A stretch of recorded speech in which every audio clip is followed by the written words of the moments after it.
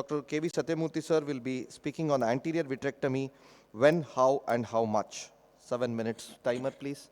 Yeah. So after that, I request Dur Prasad sir to come on the right side of the podium. Thank you. Yeah, at the outset, I'd like to thank Dr. Srinivas Joshi for giving me the opportunity to participate in this instruction course. Yeah, right. So now I'll be speaking on when, how, and how much of anterior-vitrectomy to be done by an anti-segment surgeon. When we all know, whenever there is vitreous following maybe posterior-capsular rent or zonal adhesions. So now how and how much, that is more important. So I'll just go through. So don'ts, we know that we should not do open sky vitrectomy because it can lead to traction on the retina, and then vitrectomy can never be complete.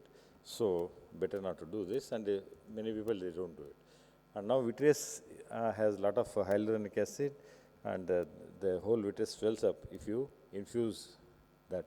So better not to direct the infusion towards the vitreous cavity. Now here, you can use, vitrectomy, standalone vitrectomy, or that comes with phaco machine, whatever. But what I am interested in is this, a trained, unscrubbed assistant who can saturate your vitrectomy unit in the earliest possible time that so that is very important. And it should be a high cutting and moderate vacuum for anti-vitrectomy. This is what I follow. It's better so that the traction is less in case if you use low cut rate and then high vacuum. The vitrectomy has to be done. These are the principles. So one is dry vitrectomy followed by bimanual vitrectomy. Dry vitrectomy is one which is done under viscoelastic substance. As you see here, not playing.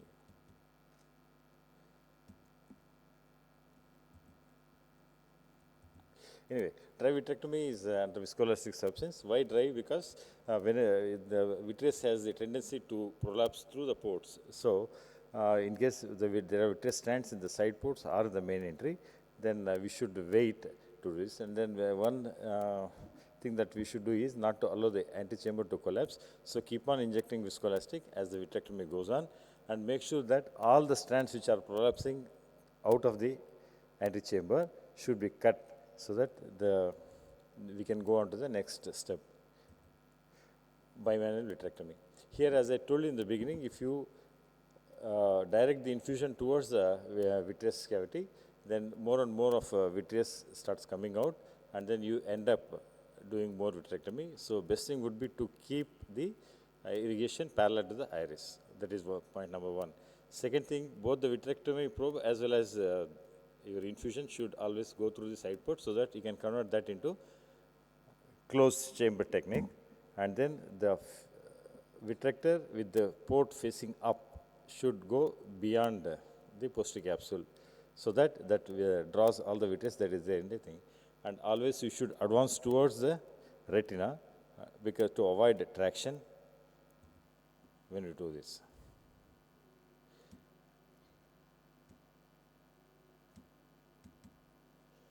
Video is not playing.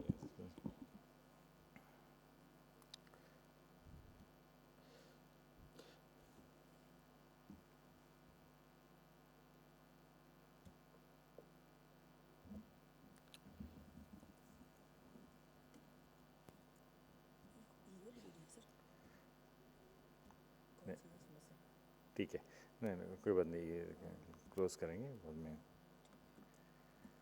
अभी clear होता है हाँ ठीक है so this is a case of grossly subluxated cataract where the nucleus was removed as you saw through the main through the skeletal incision, and now there are a lot of vitreous that has prolapsed through the main wound as you see here. So best thing would be to use automated vitrector, and then in this case because the skeletal tunnel was big, so I went through the main incision and under viscoelastic substance. So you see the whole thing was brought to the center, and then under viscoelastic substance first dry vitrectomy was done, and then whatever vitreous strands were there, again they were swept inside, and they were cut with the automated vitrector. So this is the final thing. Then you do bimanual vitrectomy and then remove the vitreous so that there are no vitreous stents. And since you have done so much of vitrectomy, the globe tends to become little soft. So best thing would be to do a mattress suturing. Both the floor and roof are held together.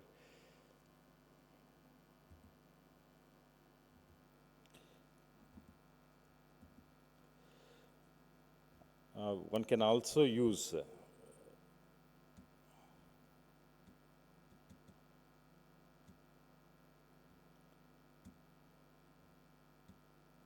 triamcinolone acetonide, whatever all the large chunks can be, that shows vitreous, yes.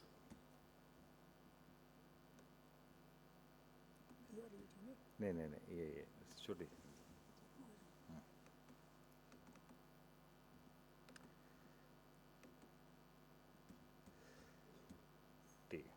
Fine.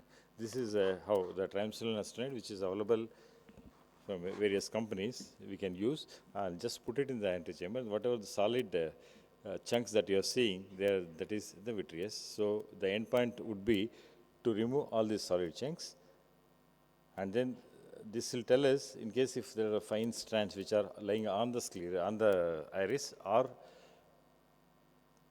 prolapsing through the ports. So we'll come to know easily because vitreous is not that clearly visible. Now, another way is, as I showed you in the previous video, you can just roll the cotton bud around the openings and see the pupil doesn't get distorted. So this is a first dry vitrectomy, remove all the vitreous strands, and then once there are no vitreous strands through the openings, then you can go ahead with the bimanual vitrectomy, where the infusion through one side port and then the cutter through the another side port.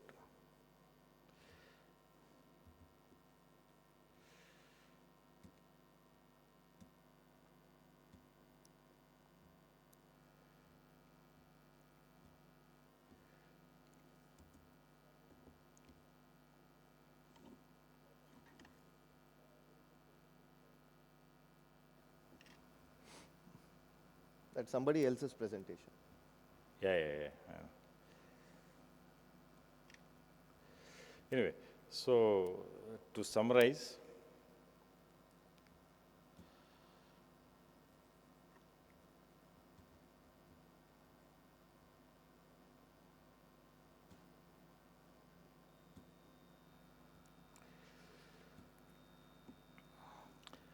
in case if you're aspirating the loose cortex like this, it's better to do dry aspiration rather than.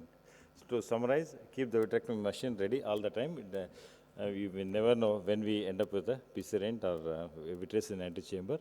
Train the OT staff so that you don't lose much time, and use good sharp cutters so that there is no pull on the retina. Stick to the basic principles of dry vitrectomy followed by bimanual vitrectomy, and use good viscoelastic substance to protect corneal endothelium.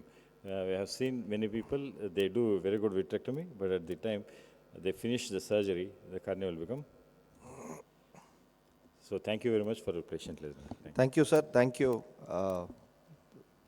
Yes, we'll take one question until Dr. Guruprasad sir comes to the floor. Request now next speaker, Dr. S. Guruprasad sir, Senior Vitreoretinal Surgeon from M.M. Joshi Eye Institute, Director of M.M. Joshi Eye Institute. He has a lot of things in his credit. He is one of the high volume vitreous surgeons in India. And he was the first person to start the vitreoretina practice in northern part of Karnataka and Goa. So let's hear from the seniors talk. So before that, one question to Dr. Satyamurthy. Just one point. Yeah, please. All the patients who had vitrectomy, they have a very high incidence. But after PCR, they had a vitrectomy. They had very high incidence of retinal tear and RD. So I think they should be thoroughly screened throughout the life after they had an anterior vitrectomy after PCR. All these patients will have a very high incidence of retinal tear and detachments later. So all these patients must be screened. Most of the No, correct. I mean, your job doesn't end there. You'll have to follow up these cases for two reasons. One is the post-segment problem, as you mentioned. Second thing is the glaucoma, because you have sent in a lot of viscoelastic into the vitreous cavity. And So that is one thing. Yes, thank you very Yeah, much. thank you for the valid point. Yes, we need to follow up these cases at least for a few months and a year so that the development of retinal detachment can be known, and also warn these patients of the early signs of fragmentogenous retinal detachment like flashes, floaters or the shadows. Three important signs has to be named into. Thank you, sir.